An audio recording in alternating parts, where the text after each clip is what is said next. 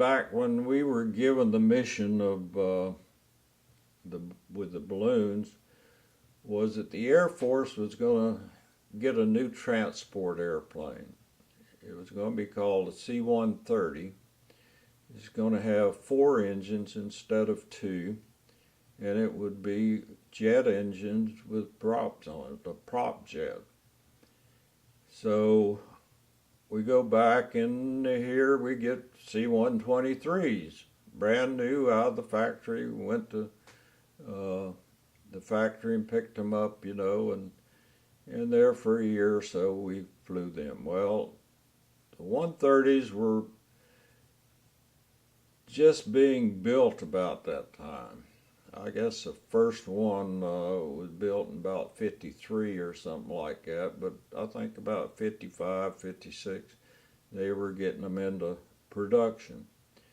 The C-119 unit had the more experienced pilots in it, the younger pilots like me who had been co-pilots and now were aircraft commanders, didn't have as much experience or flying hours. So in order to be qualified as an aircraft commander in C-130s, you had to have at least 1,500 hours, and I had about 900, 1,100, somewhere around there. Then in 1956,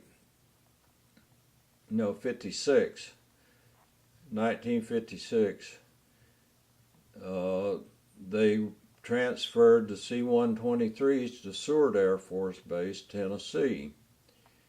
Well, I didn't go with them. I got transferred over to the C-130 unit. Went through the simulator and ground training and went to the 772nd Squadron as co-pilot. In 1958, the spring of 58, Seward had started getting their C-130s, and they transferred 18 of us pilots up to Seward to give them some experience in C-130. That was the best move I've ever had in the Air Force, because I went from an instructor pilot in 123s to a co-pilot in 130s up to Seward, and when I got my check ride, they said, well, you had been an instructor in 123, so I went from co-pilot to instructor pilot.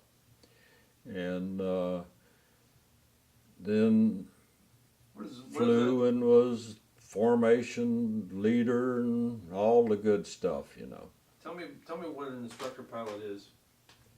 The instructor pilot teaches the other pilots. He usually flies in the co-pilot seat and lets the young pilots fly in the pilot seat, you know, and he's the more experienced pilot and instructs the other pilots.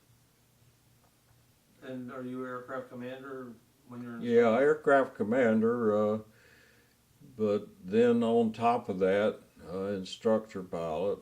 The aircraft commander, of course, is the commander of the airplane, and as an instructor pilot, you can fly with a non-qualified pilot in the other seat. So that was a good move for you, because all of a sudden you jumped up. Were you young compared to the other? Yeah, I was a first lieutenant and then became a captain while we were there at Seward. In 1961, the normal rotation for overseas was that the first back was the first to go back out, you know, and so my DROS, data return from overseas, had come up to where we were the next to go overseas. At the time, there were assignments to the Pacific and also to Europe, and I ended up with an assignment to Évreux, France. They had C-130s. And in 1961, I went out to survival school in Utah, or no, Nevada.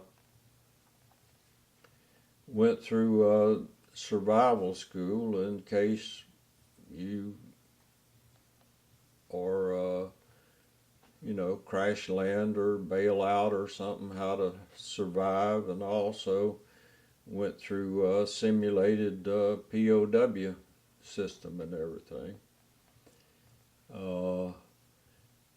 Then in the summer of August of 1961, packed up the wife and 3 kids, and we went up to McGuire Air Force Base and got on a military air transport airplane and went to France.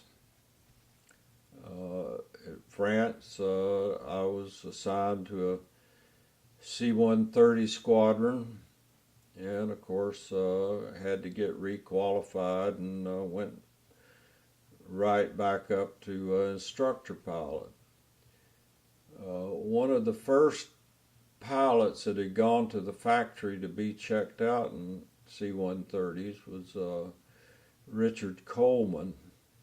We called him Stumpy. He was a short fellow, and he also had arrived there in the same squadron I was in. Well, Stumpy was Mr. C-130, so he became the chief pilot of the squadron.